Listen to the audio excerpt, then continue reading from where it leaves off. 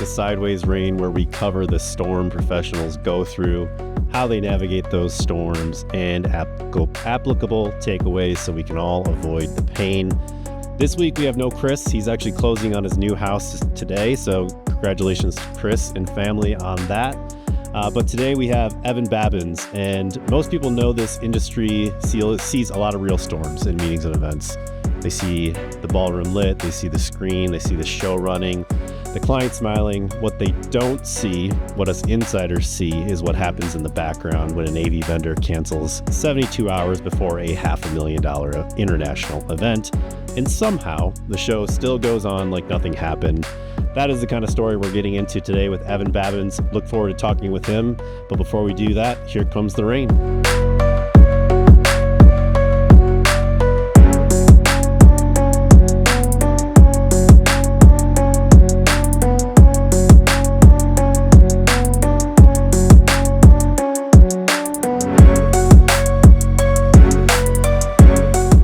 Evan, welcome to Sideways Rain. I'm glad to have you on. You've obviously built a strong reputation in the industry as someone people know, trust, and respect. We know each other. I think we've had a 30-minute conversation and a little bit of 5-minute prep here today, so I'm excited to get to know you a little bit better.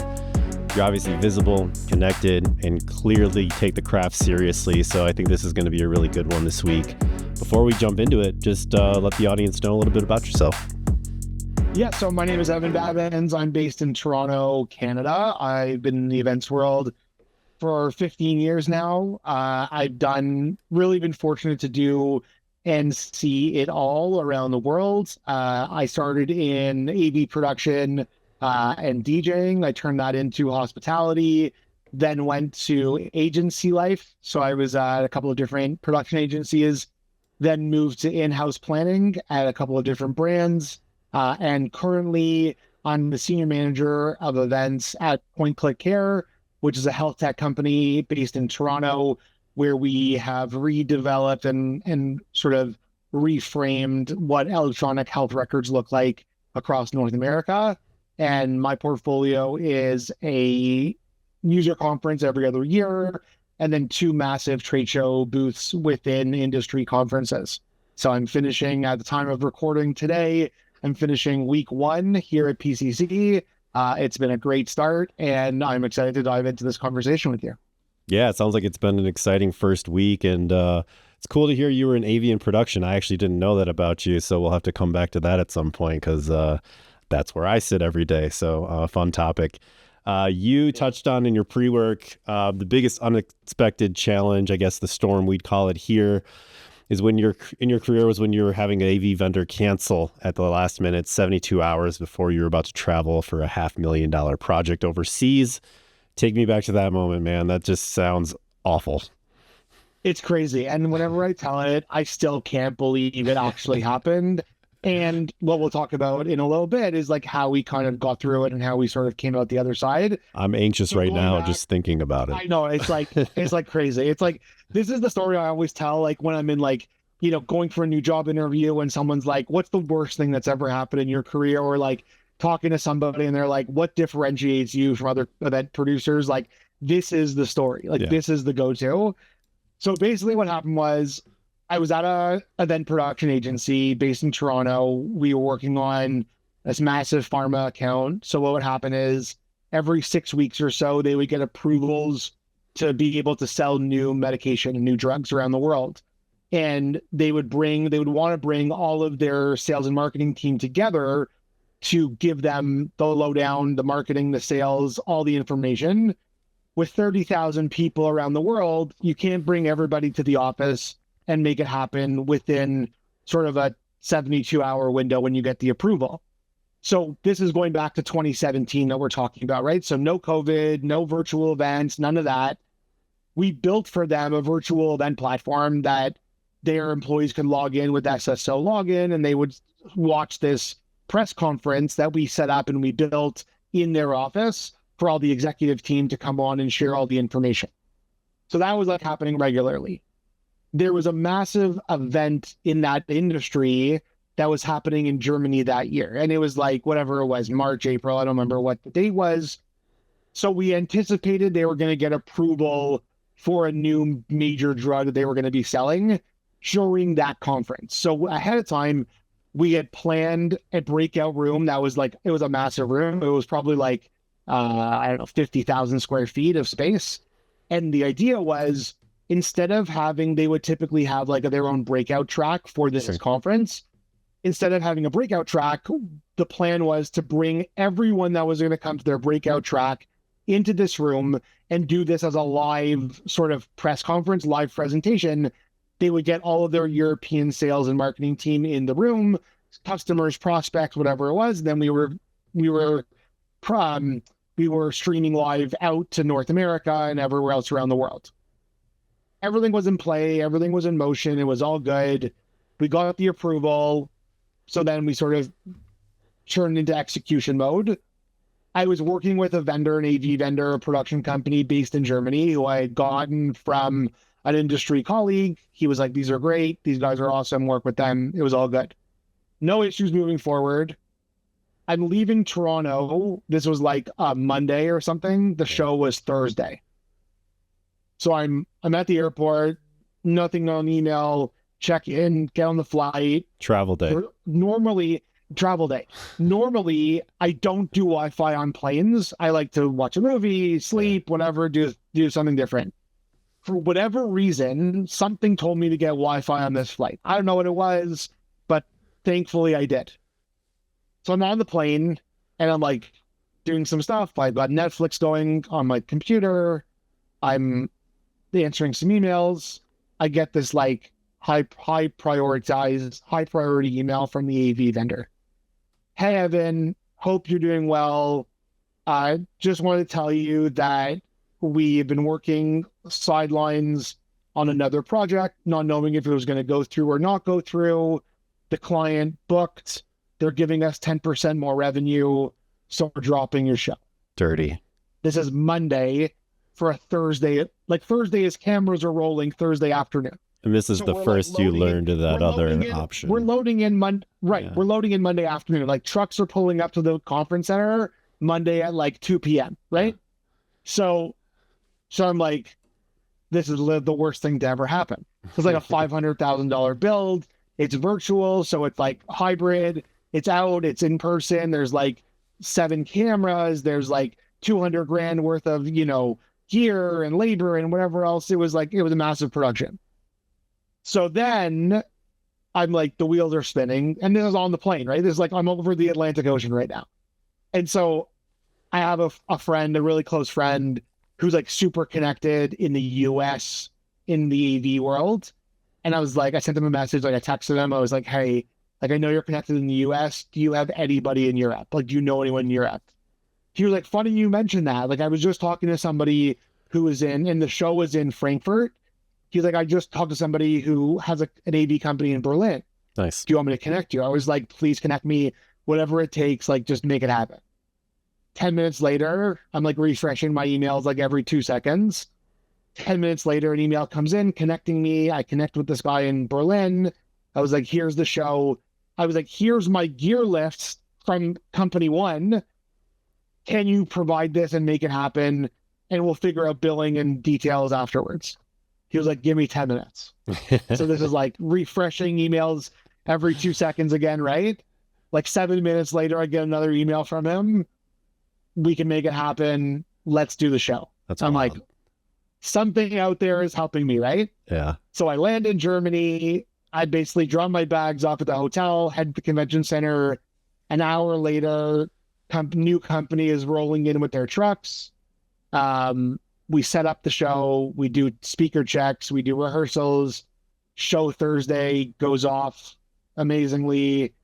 Client books a retainer for us for 5 extra years based on the success of the show. Wow. And then like, I literally like, that was Thursday.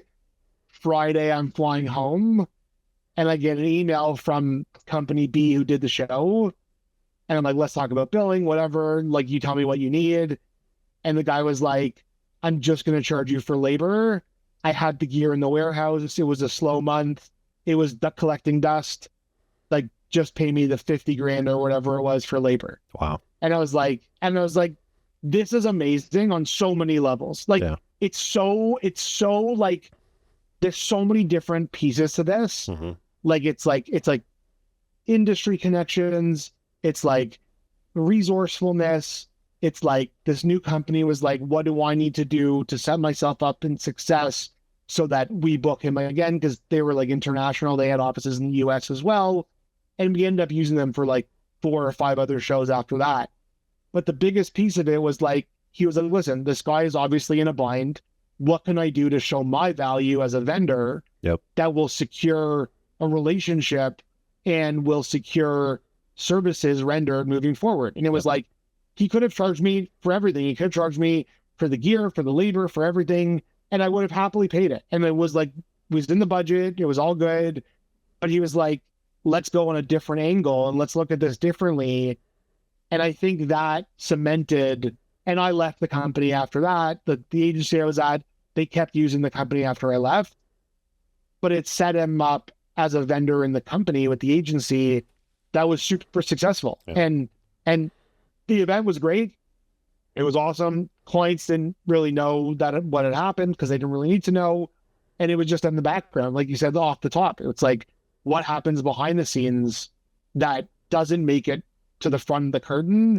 Sometimes is like, you know, it's like the iceberg mentality, right? It's like there's like 10% above the water, but like 90% under.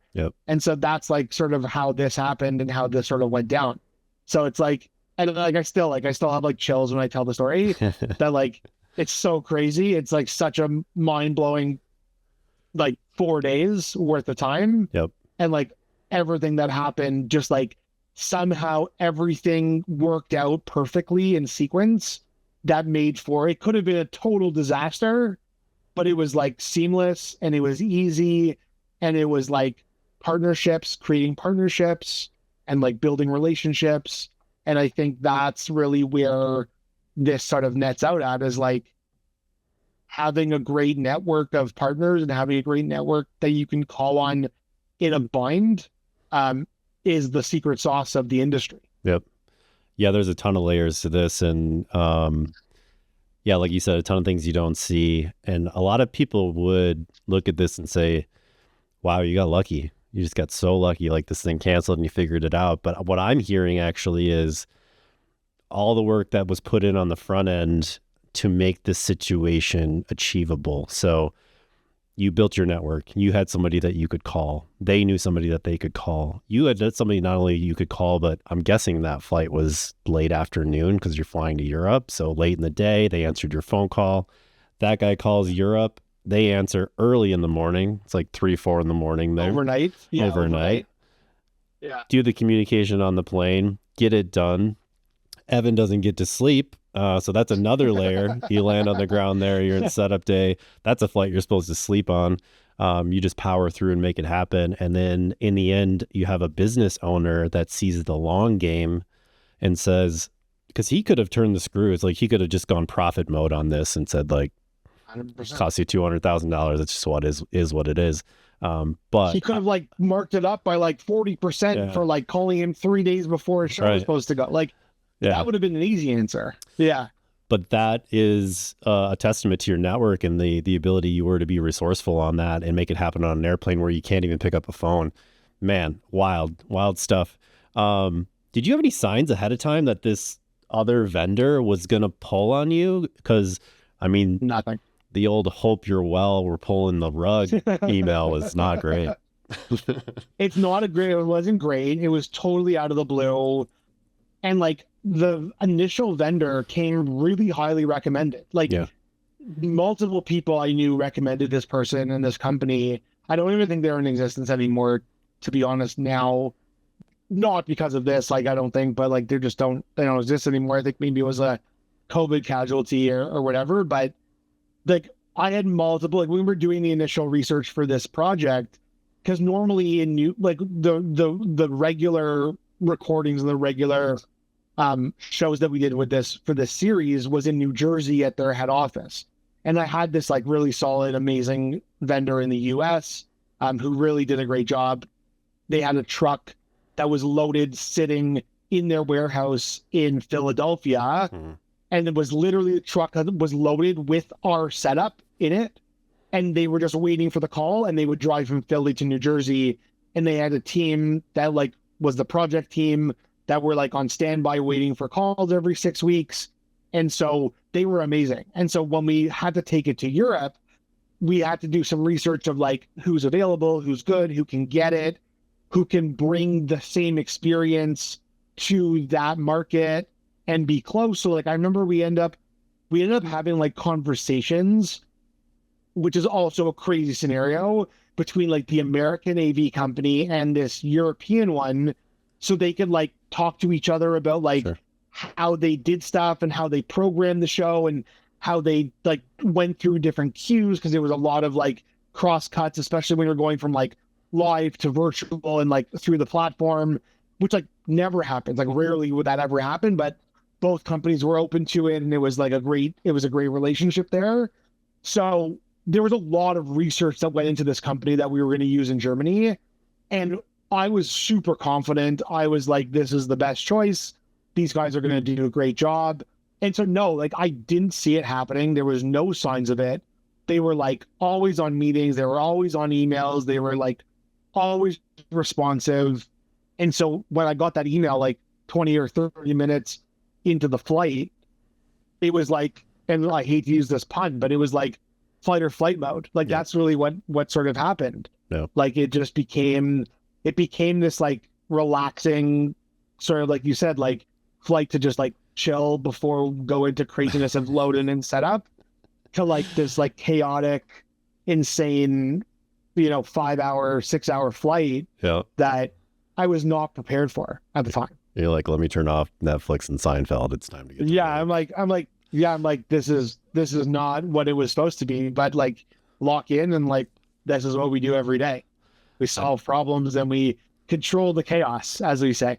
It says a lot about the two AV companies. Not saying this is a result of what happened on this event, but the one that chased the short-term 10% profit went out of business, and the other one is still thriving today through contracts. So those short-term decisions, man, they can really speak to how you run your business and have long-term repercussions. So just kind of wild. You said you went from relax mode Netflix to like, what was the first emotion? Was it anger, or did you just get right to work? No, I think the first emotion was shock. Yeah. And then I don't ever think it got to anger, because I just was like, there's no time for this. Yes. Like I could sit there and stew and be like, I'll deal with it when I land and we'll figure it out. And, I'll call them and we'll like see what we can figure out. But I'm like, that's not how this works. Like, I know that that's not the option. So like, it was like shock. And then it was like, okay, like where do we go from here? And it's like, I remember like scrolling through my phone being like who's the best person to message? And like, I messaged a couple of people, and like, thankfully the guy who got back to me first, because that set the wheels in motion.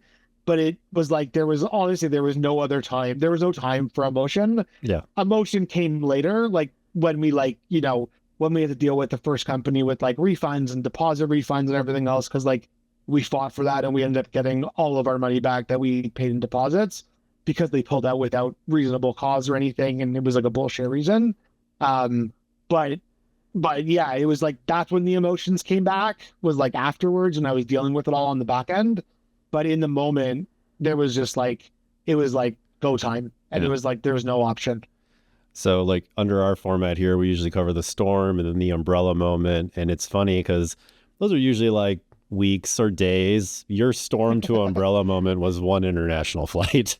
So it was like within 5 hours. Yes. Yeah. You said the client never knew anything was wrong, which means somebody did a lot of things very right, very quickly. When did you decide to tell client about anything that was going on? Because there's a time, you certainly don't do it in panic mode. Is there a time you say later, like, you guys have no fucking idea what I just did? I think that happened during speaker rehearsal. Yeah. And I was like, because like before that was like, I mean, they weren't there and they didn't know, they didn't need to know about it. And I think in the rehearsals, we were like, listen, just so you know, this is not the company that was supposed to do this project, but here's what happened. And here's sort of what happened in the last sort of 14 hours to that point. And they were like just as shocked as like you were, as I was. Like they were like when they walked in the room, it was the whole stage was built, the stage was ready, the stage was ready for rehearsals, and they were like, first of all, we don't understand how you were able to do this so quick. You and the team were able to do this so quickly and so efficiently, and like that says a lot. And then at the end of the day, like in this capacity, I don't really think they cared, to be honest, because it was all just like back of house stuff. Like it's not like it was like a full blown multi-day conference with like moving parts and multiple venues and multiple things going on. It was really just like a main stage presentation, so to say, right? Yep. So like there was less for them to be worried about and less for them to be involved in. But they were super thankful. They were like, this is like why we work with you guys and why we chose to work with this agency, because of how resourceful they've been over the last number of years working with them. But yeah, I think it was like around speaker rehearsal that had happened. And like I sort of communicated that to like my main contact at the company, who then transferred it to like other people on the team. But yeah, it was like probably from the initial email till client found out was probably about like 14, 16 hours. Sure. Give or take. Yeah. And that's probably the best method. There's no reason to raise a flag of panic. If there's no need for it yet, let you get to work, let you figure it out, and save somebody else's emotions, if not saving your own. So exactly. This is bound to leave some scars, right? So you get burned this bad, you get a little reluctant in the future. Did you implement any systems or habits coming out of this to plan for a scenario like this in the future? Yeah, I think, on a personal level, I think you put in different sort of questions, evaluation criteria when you're looking at new vendors and new people to work with. I think you sort of ask different questions. I think it's like fair to ask a vendor, how many projects are on your plate in the next 6-12 months as we look at the timeline for this event and this project, right? And it's like they can answer honestly or not honestly, and they could choose to not answer as well too. But I think good partners and good vendors that you want to work with will be honest with you and will tell you the real answer. And then as the client, you can then decide if that works or it doesn't work, right? Like, so I think that's like a big piece of it. A big takeaway was like that side. I think another big takeaway was when you work outside of your like home market or like your language market, so to say, I think it's beneficial to try to find people who speak the language of where you're going. So like I don't speak German. I thankfully, there was another like stars align moment, like on my production team, on my creative team in the office, there was a guy who was born in Austria. And I was like, when we were first starting with it, it was like a lot of German in emails until they realized that I don't speak German. And so like he was on the flight with me because we had a couple of creatives come with to do like last minute like PowerPoint updates and edits and stuff on site. And so like the first email came in, it was like all in German.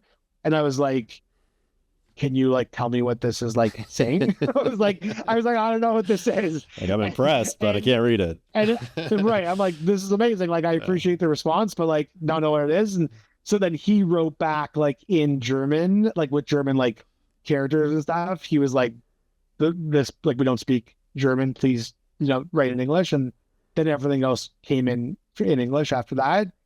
But it's like, again, it's like how crazy was like, if he was sitting 10 rows behind me, like it probably wouldn't have happened, right? So like, it's just like another piece that like lined up. Yep. So I think it's like when you're working in other markets where there's a language barrier, I think having somebody, you can't always have it on your team, but like if there's somebody in the industry that you can tap into from those markets or who speak those languages, like that's obviously it helps build your network and your ability to do stuff internationally. And then I think the third piece of it is just the calm and the chaos sort of mindset, where like I could have spiraled and I could have like gone a whole different direction in this. But like, first of all, there was nowhere to go because I'm on an airplane. Yep. Right. And it was like, again, like I could like sit and stew and like be like, oh, it's a 6 hours from now problem, and like continue to watch movies and sleep and whatever. But then the realistic mindset kicked in, where it's like you have 6 hours to get ahead of it because you're 6 hours ahead time zone from local time in Germany. Like, why waste that time when like potentially there could be solves by the time you land, so that once you land, the new trucks are like already running and already rolling. And that's what ended up happening, was like, as once we like finalized everything, they started rolling. It was like, I think it was like 5 o'clock in the morning at the time that we like solidified the plans. And I still had like 4 or 5 hours left of the flight. So from Berlin to Munich, I think it's like a 2.5 hour drive, maybe 3 hour drive.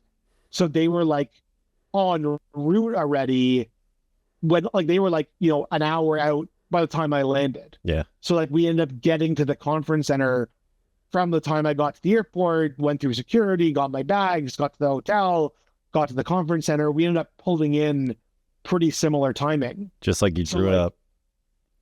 Right. Like imagine if like I had done the opposite, and I had waited the 6 hours and then only started to work on this when I landed, how much farther behind setup and load in and everything else would have delayed everything else. So like my AV brain was like working more than my like event producer brain at the time, to think like, okay, they need to pull the show, they need to load the trucks, they need to get the gear, they need to get the guys, they have to start rolling. Like all of my like AV logistics from my experience and my background was sort of brought to the forefront as I was making these decisions, as I was going through the motions. Yeah.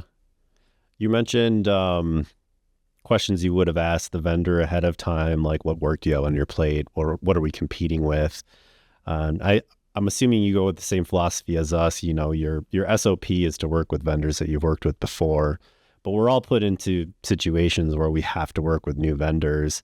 Are there any other questions you ask before to vet new vendors to get that confidence you need going into the show? Yeah, I think it's like, can you tell me about previous shows you've done, complexities, issues that have happened, how you solved those issues? What's your team structure look like, from an office admin to like an on-site structure? Do you have, the same, leads that are your A1s and your V1s, your video switchers, your lighting directors? Like, are those consistent? Are they freelance? Are they swap out per show? I think it's like questions like, how do you handle challenge? How do you handle stress on site? How do you handle difficult clients? All of like the worst case scenario things, because if you're confident in the worst case scenario, then anything else is a bonus on top of that.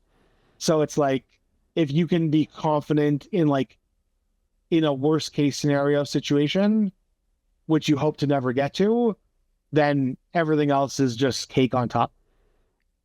So, random question pops in my head. In your opinion, what's more important, the quality of the gear or the quality of the labor? I think a good op can work with any piece of equipment. Yeah. 100%. Like, I think an A1, like an audio engineer, like your A1, your lead audio guy, can use an SM58 the same way they can use snare mic on top of a snare drum kit on a band setup. Yeah. Like it's the same concept. I think what's more important is how your leads and how your show operators think about the show, how they program the show. You look at like lighting, for example, how your lighting designer goes from cue to cue, how they can go seamlessly between like a panel discussion to a keynote to a video stage set, like how that seamless goes from one to the other without the audience really knowing that there's changes happening. they can do that with a Mac 250, with LED moving panel, like those lights of the LED moving panels, the piece of equipment. They can do it with the Lico. Like it's all relative. So like, yes, like obviously an LED wall is going to be more dynamic than a pull down screen and projector is. But like if you're evaluating between an LED wall and a pull down screen and projector, Yep. you have so many more problems that you were not even on the surface, that like those can't be compared to each other. Yeah. Like if you're doing like an LED wall versus like a multi projector blend, okay, now we're like speaking sort of similar languages. Yep. So I think 100% the people over the product. Talent over tech, 100% every day. But not to say that like there are certain situations where the tech has to be really good. Like Yep. in a hybrid event scenario, like you don't want to use a bad platform, because then you're going to have shitty user experience. And like you want to make sure that like your live gear works with your virtual gear, and that all talks to each other. So I think there definitely are scenarios where you have to choose the right equipment, irrelevant of the people operating it. But I would say, generally speaking, it's people over tech. 100%. Yeah, next time I get on an international flight, I think I'm going to have some green tea and meditate, because this is going to pop in my head. So let's switch gears. Germany anytime soon. Leave this trauma behind. One thing you said in your prep work that stood out to me is that one of the blind spots in our industry is elevating the craft. I'd love to unpack that. What do you mean by that? Yeah, so I think elevating the craft is a few pieces. It's how you build your personal brand in the industry, how you build your like what you bring to the table. So your craft on a personal level. I think it's how you help the industry move forward, whether it's thought leadership, whether it's going to industry events and networking with people and helping the industry move forward that way, whether it's being on stage as a speaker, all these different pieces. And then I think it's day-to-day work. It's elevating the work that you're doing at whatever kind of company you're at, whether you're an in-house producer, whether you're an agency, whether you're on a vendor side, it's all sort of the same. So I think it's like, what do you do every day to make your customers, your clients, your attendees feel like they're getting a better experience than if you were not there? So Sure. What do you do? And that goes back to like pre-work stuff. So it's like building your run of shows, building your work back schedules, building your budget documents, like having your weekly status calls with your vendors, like all of those pieces build and build and build until you get to on site. Like I use a metaphor that's the hills and the valleys, right? So, you're leading up to an event, you're doing your pre-work, you're doing all of your meetings and your planning and your work back and your budgets, and like all that stuff is like you're kind of going up the hill, right? Then your show dates happen, like you're at the top of the hill. It's like the climax of that sort of mountain. And then the show happens and you drop down the hill, and you have that like post-event, whether it's post-event, burnout or like recovery or whatever you want to call it. And then as you do your debrief and your post-mortem, you kind of go back to like going up into your next project. Yep. And so what I look at it is I look at the peaks balance the valleys, and I use the peaks as my North Stars to balance out, because I would always prefer to be on the peak versus being in the valley, right? Sure. So like I love the on-site, the build, watching it come to life, seeing something you've been planning for and you have CAD drawings of, you're in the room now and you're watching it build and you're watching it come to life. That's what I love most about the industry. So I use the peaks to balance out my valleys. Very, very cool. Something that I talk a lot about with folks here at 180 and folks in the industry is, yes, we need to elevate our craft. But who ultimately has to own that? Because I see, and the reason I ask that is because I see a lot of tribal knowledge in the industry, and I see actually a lot of protectionism around that tribal knowledge, where You might have a tenured planner that's been in this for 20 years that says, I put all this work into these documents. I'm not sharing these. These are mine. At what point do we as an industry have to sort of lay down a baseline of standards or tools that people can sit on top of and build on top of? I think those exist. I think you just need to know where to find them sometimes. Like if you're part of different event communities, a lot of them will have like shared resources of things like that. Yeah. I think there's like, you could be part of like, the MPIs, the ILEAs, like the associations. Sometimes they have shared documents for those kind of things that people build and share within those communities too. So I think it's like, for me, if I built something cool or if I use something cool, like if I share it, whoever I share with isn't going to steal my job. Like, sure, they're not going to do it the same way that I'm going to do it, even if we're using the same document. Yep. Like, it could be totally different. So, like, I'm not scared of competition like that. Like, I think that when you see other people doing cool things that are stolen from you or look like your stuff, I feel like that's a compliment that someone's trying to do what you're doing. And you see that'll happen a lot, on big builds and big, at like IMEXs and CESs, you see brands competing with each other and trying to outdo each other. I think the industry has come a long way from being competitive to cooperative these days, more so than before. I think pre-COVID, it was a very competitive industry. You wouldn't have people working together. Like on RFPs, you wouldn't have like your production company, your DMC, your creative agency. They would all be working separately. Yep. But now it's like everyone works together for an RFP to like win the business together as like a team. So I think that's a huge piece of it. So I think it's like, why gatekeep something that can help the industry move forward to be a brand champion of the industry? Like, that's just the way I think about it. Sure.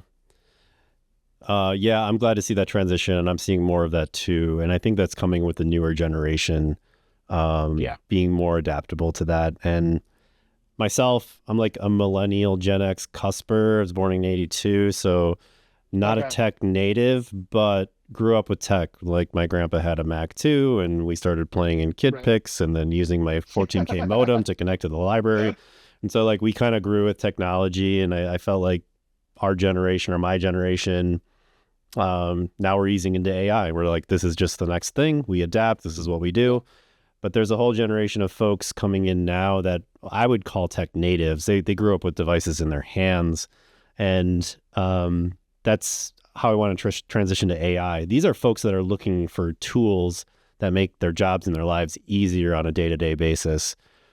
What everybody's talking about it, but not always in a useful way. What actually exists and is tangible in the industry as far as AI applications go?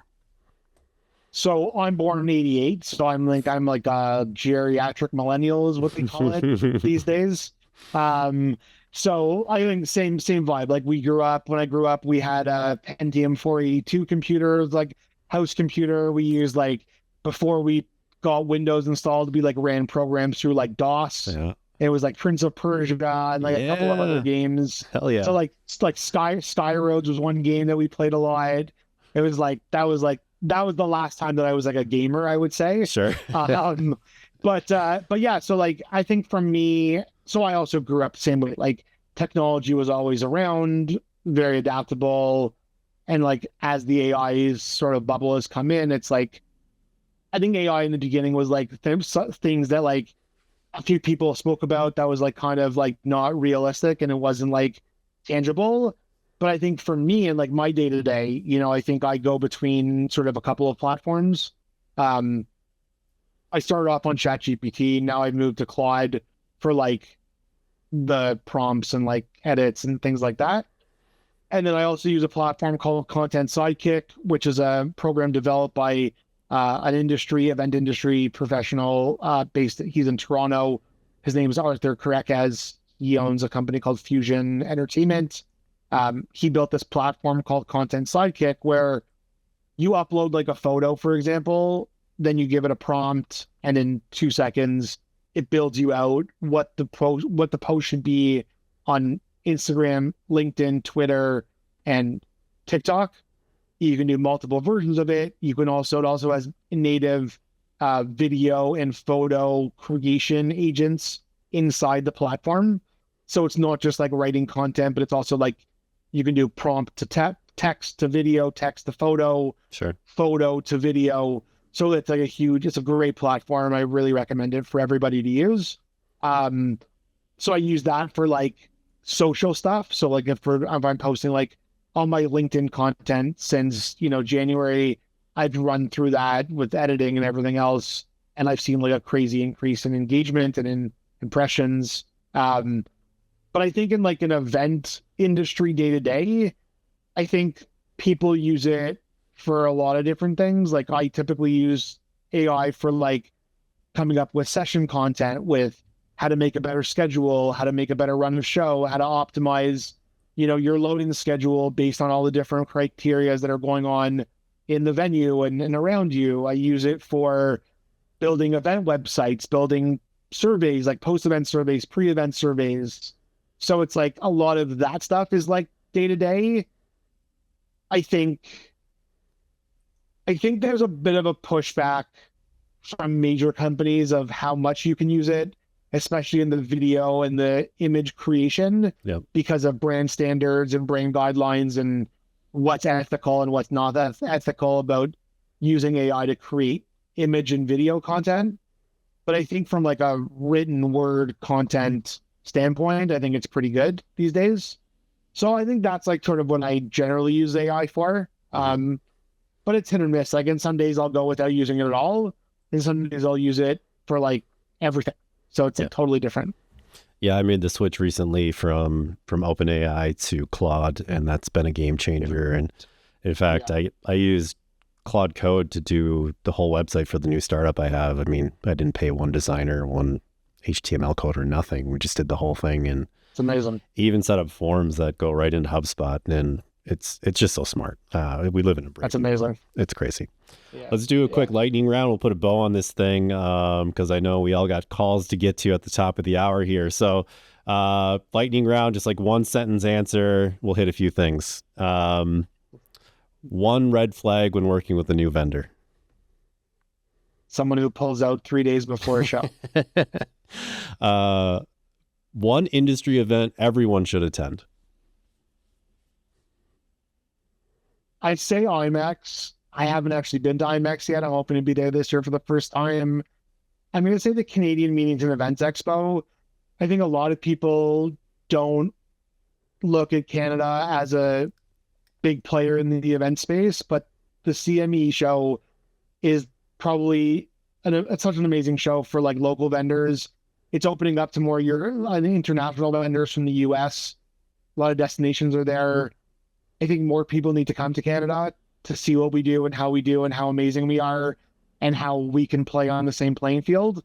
So I'm going to say Canadian Meetings and Events Expo with a caveat of the global audience will probably say IMAX. When is CME?